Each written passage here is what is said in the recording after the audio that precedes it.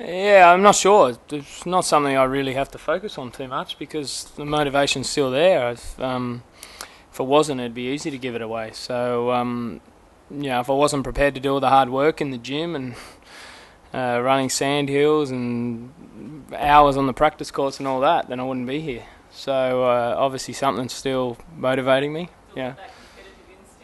Yeah, well, I think sometimes, small setbacks like the injuries and that make you hungrier and stronger to come back, and you sort of miss being out there competing, especially when even the Davis Cup tie in Sydney at Royal Sydney only a few months ago. I had Federer setting a break in that match, and obviously had Wawrinka 2-1 and won an unbelievable epic doubles.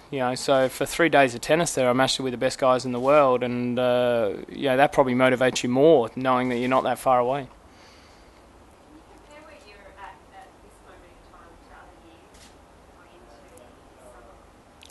It's hard to say because other years I've obviously had a lot of more matches and come off a lot more matches the year before as well. So physically, the rest of my body feels great this year. I've done all the right things training-wise and preparing as well as possible. Obviously, just being mindful of the foot and not to overdo it in certain things. But obviously, the Hopman Cup this year, the focus wasn't as much on the results. It was more about getting out there and competing and getting in the groove of playing points again.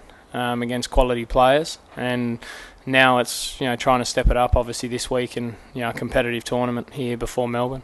Well, I think if I'm fully fit and feeling good, I can definitely push the best guys in the world.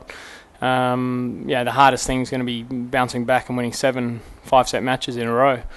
But that's why you do all the fitness work and all the tough hours on the practice court to put yourself in a position to be able to do that. But not being ranked as high and seeded as high, and you're not going to get the cushion draw through either, so that makes life tougher.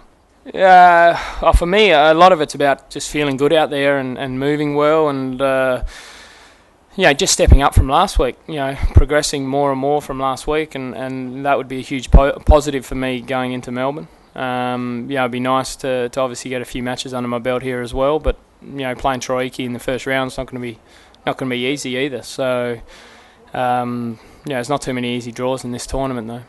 Yeah, I think out of all the unseeded guys that guys could draw, I'd like to think that I'll probably be tougher than most of the others, especially over 5 sets. That's sort of what I pride myself on, is being able to go the distance.